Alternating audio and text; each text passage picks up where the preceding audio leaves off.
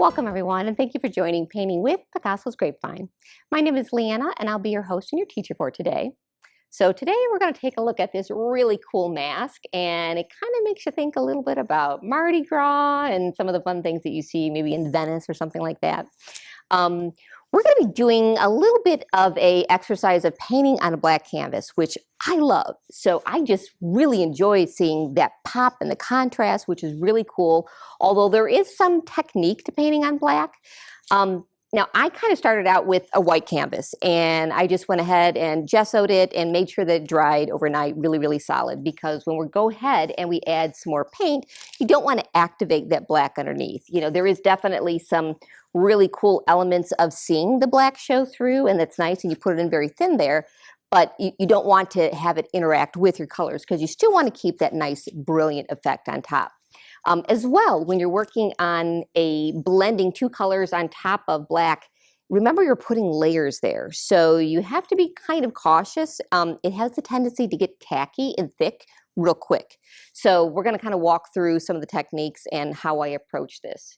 So with any painting, you know, we always take a step back and say, all right, you know, what's the foreground? What's the background? Where do we start first? Where do we go next? And this is definitely a nice one-dimensional type thing. We've got a little bit of depth coming here in the mask, but started out with the black background, obviously. Again, let that dry overnight, really nice and solid.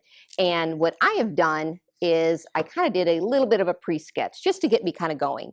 Now, you can, of course, do this as well. I used a kind of a silver Sharpie marker so I can see it on the black. Another technique, which is very good, is not a crayon, because the crayon is going to be a little thick, but actually chalk. Because chalk, when you paint over it, it'll just kind of disappear. If there's any marks still left here, you can kind of brush them away and you're done. So our supplies for today, as always, we kind of start off looking at our brushes. I've got a number 4 filbert here. I've got a number 4 square, a number 1 square, a number 1 round, and I think this is a number 2 angled brush. So stuff that we're going to do some nice light painting with. As for colors, again, we always use acrylic, so we're going to be working with our black and our white, and then we've got some magenta, and as well today I brought something a little bit deeper. This is called Rose Madder, so it's a little bit more brilliant, kind of gives us some opportunity to get some depth up in the mask. As well, we have our water, where we're going to wash out our paintbrushes and our dab rag to make sure we capture any of that water dripping down. So from an approach, what I typically do is I'll start with that medium tone. So I'm going to wet up my little brush here, and we're going to mix up that medium tone. So I typically like to go the middle of the road, and then we're going to add highlights, and then we'll add depth afterwards. So we'll start with the pink, our magenta, and we'll add some white. Now this is key here because when you're adding white with anything, it's really gives you a nice thick color. It'll make sure that your paint covers. And we'll kind of start with our brush strokes. You're going to see that black showing through right now, and that's okay. We're just going to go ahead and get our first coat on. Moving around all of the outlines. Now, if you are having problems with your brush getting into some of those small areas, feel free to switch over to a smaller brush. Whatever you feel comfortable with. And keep in mind too, if you have any issues with going outside of your lines per se, don't forget we are painting on black. And what's nice about that is that you can go over this with black and cover up any mistakes that you've made. So we're just going to go through and get that first coat.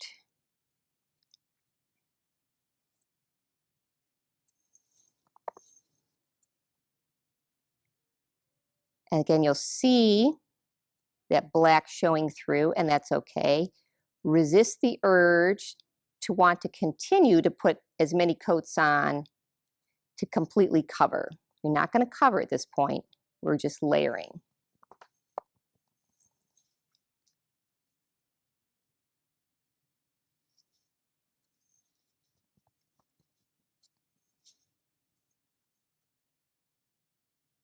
So I am starting from the bottom, kind of working my way up, kind of creating a contour of the face outline.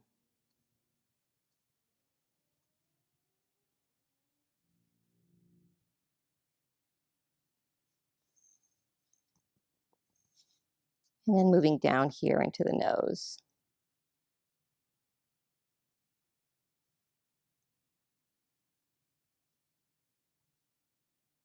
You'll notice too my strokes, if I'm going to go over anything, I start at the top and I bring my strokes all the way down. This way you don't have a lot of stops and starts. Now, if you want to start by placing a lot of paint on there, just some coverage, and while it's wet, then moving it around, that is another technique. But I would caution against starting in the middle of your painting and leaving it there because you don't want to see those strokes. We want a nice fluid.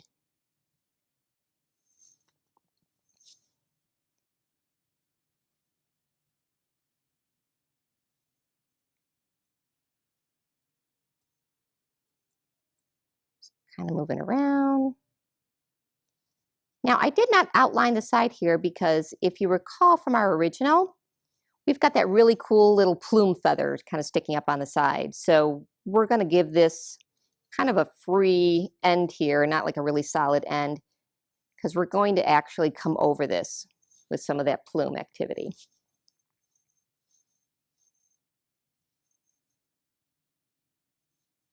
And then the plume, like any feather, also has layers. So to build up, we're going to start by adding some of that plumage, and then we'll keep continuing to fill it in whatever direction we say, hey, we want this to be more fuller in this area.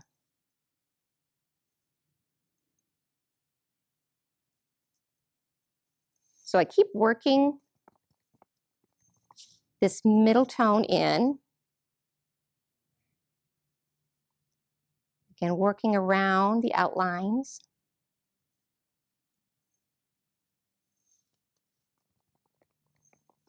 Now be cautious here. About now, you may start to feel it getting a little tacky, a little thick, because it's starting to dry. So you're not going to have the ability to blend as easily. So you have to move rather quickly.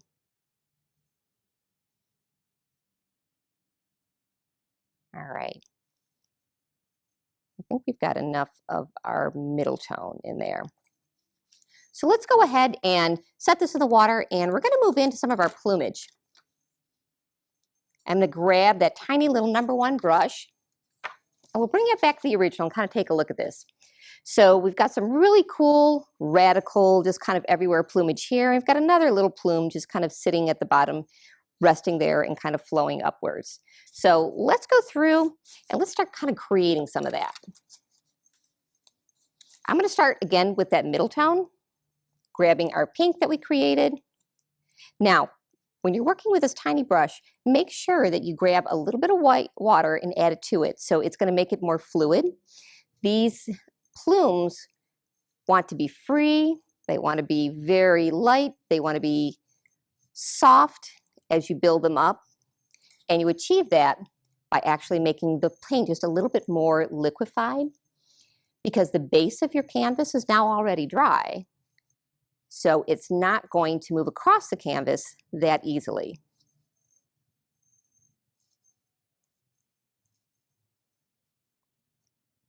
So the questions I get is, how much, when do you stop? And the answer is, that's up to you. So you're going to want to make this plume nice and full. Now, if you think about it, I've kind of imagined it coming here off the canvas a little bit and then drooping over in front of the mask. So if you feel you need to do this to kind of get the flow, that's actually a good idea. So practice where you think the flow of that plume is moving, what direction it's going in, and then kind of bring it down. Now I'm going to go ahead and jump into my white. We'll start mixing that in. And again, you can't really mess this up as far as sequencing. This is truly your feel.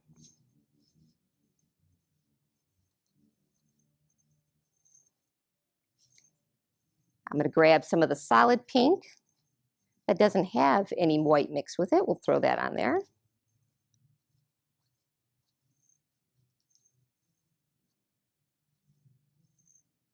And again, don't forget to keep adding water it's going to make those lines move much more smoothly across your canvas.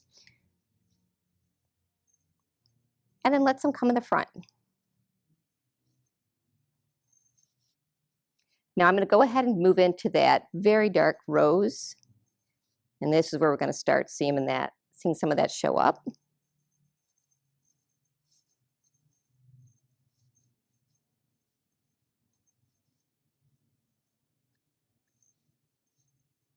And again, watch the flow of this. So if you start here, you can kind of imagine that some of that could be moving down, kind of returning onto the canvas. So that's kind of a neat effect, because visually your eye doesn't see the fill piece of it, but it sees where it kind of comes back in. Make sure those ends are very wispy, because that's the tail end of your plumes. Now I'm kind of building this down the side of the mask here, getting towards where the stem will be. So it's not real distinct where the center of the plume is, where the top is, or where the bottom is. It's just kind of all somewhere around here. So I do grab these lines and I start them from the middle. But if you can imagine, this is nice and full. So we really don't have a strong basis on where the center is. And that's kind of by design. So keep moving them around. And you can play with this and add as many or as few as you like. And again, don't forget, take that step back, take a look at it, make sure that's actually in good position, you're happy with it, and then we'll kind of move on. So let's kind of go back up into the mask and take a look at our original and say, all right, what do we got going on here? So we've got a little bit of a black outline that's kind of moving all the way around the mask. We've got some depth in here. We've got some nice little dots, little decoration. So before we move into any of those embellishments, let's get the depth in here into the center. So we're going to do that by working with the same paintbrush we had previously. I'm going to start with my deep tone, and I'm going to kind of bring this in probably a little over on the right here. So we're going to make sure we highlight the inside or the crevice next to the nose.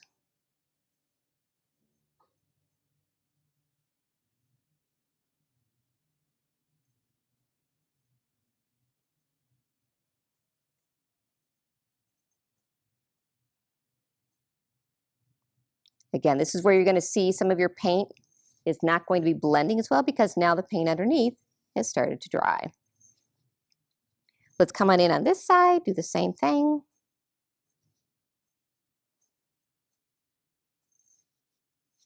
If you're having issues with that coverage and the movement across the canvas, we've got a couple layers now.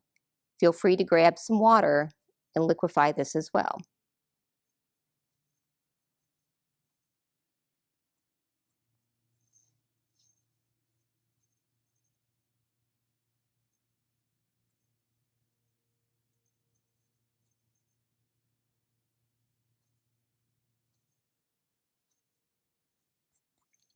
And then what I'm going to do right now is kind of rinse off just a little bit of that. And we're going to go back into that medium tone. We're going to reintroduce that on top of some of this moist paint so we can get some of that blending. And this is where we see the picture kind of starting to come together. We're going to end up with all different kinds of strokes. That's the cool part about it.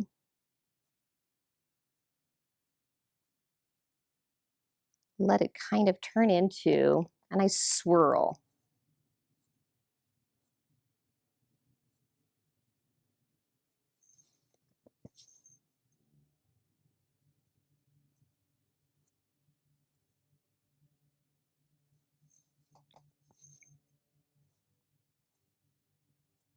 If you get some of those nice mixtures there, I love it. Grabbing some water to again kind of blend.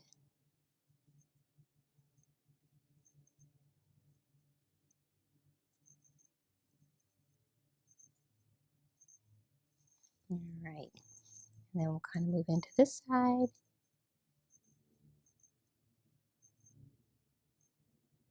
Kind of creating a collage of different streaks, different strokes.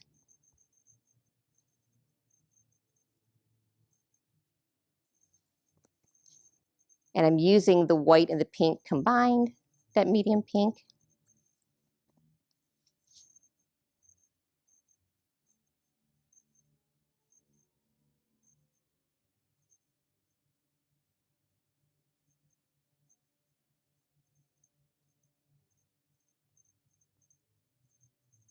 Again, grabbing a little bit of water just to kind of make that final transition.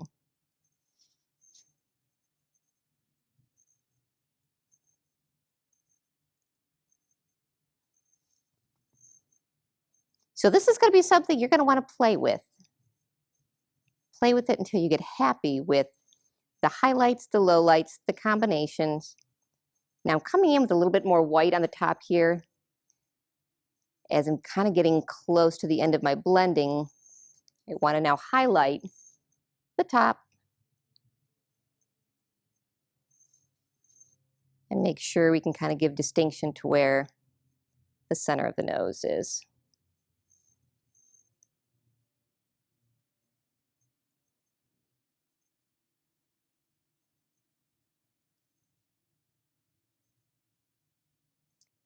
Again, if it's getting tacky, that's your opportunity to grab some more water, make that blending, make that transition.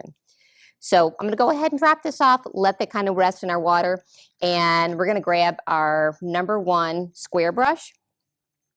This is what you're going to use to go around the edge and make any corrections that you've may deem necessary, kind of give it a new definition for the outside, make it a little bit more crisp, make those edges a little bit more formed. Again, right now you're seeing a difference because this is very glossy and the back is very flat because it's already dry, but don't worry, once it actually dries, you won't even notice a difference. I'm not going to do the whole thing, but obviously you know that once you decide where you want to redefine your outlines, just go with it. And then kind of talk a little bit about the embellishments. So cleaning that off and using that same brush, I'm going to grab some of that pink and white, kind of get that middle tone, and we'll go through and we'll do a few dashes. And that's all it is. It's just a nice outline all the way around. You know, and if you decide you want to add something a little bit more, you see, maybe glitter. Glitter would be awesome on this kind of mask painting. Kind of sprinkle it before your paint is completely dry. That would be kind of cool. And then as well, this particular painting had some cool little embellishments inside. So kind of went through and did some dots here and outlined that. And this is where you can get creative. So if you want to add dots, if you want to add dashes, if you want to add some more swirls, maybe some fleur-de-lis, that would be the perfect opportunity and place to do that. Make it fun, make it creative. And then, as you notice on the original, I kind of had a loose outline of a feather. So I'm going to go ahead and recreate that here. It was just kind of a loose interpretation of, hey, here's the edge of a feather that's kind of going along that. And I thought, you know what, this bottom corner looks a little empty. So brought down in another feather. So again, if you can imagine that coming off the painting and then rolling up.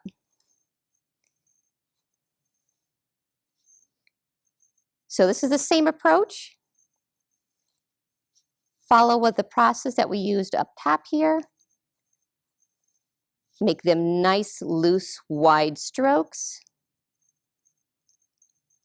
And kind of envision a nice, beautiful plume, like the kind you see on the Three Musketeers on their hat, something cool like that, nice and full. So that'll take you a little time to kind of build up, adding more feathers, and letting them fall where gravity would take over.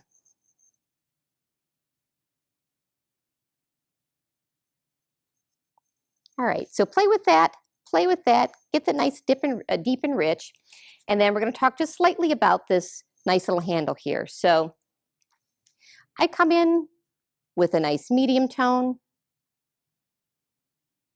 and going very light because I do like the black showing through on this. And again, this silver here you can see right now, but you can go over that with black and you can make sure you cover that up. It was just very helpful in giving me a nice outline. So again, starting with your medium tone, filling those in, working your way down. And here's another tip.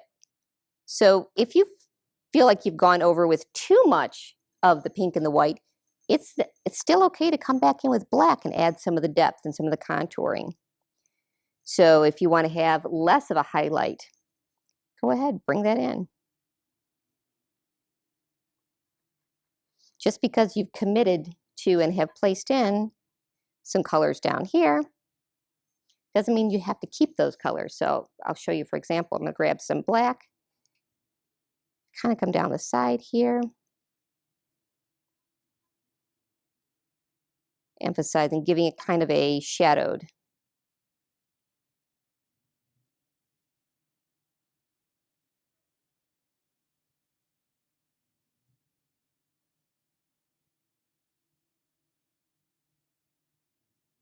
There you go.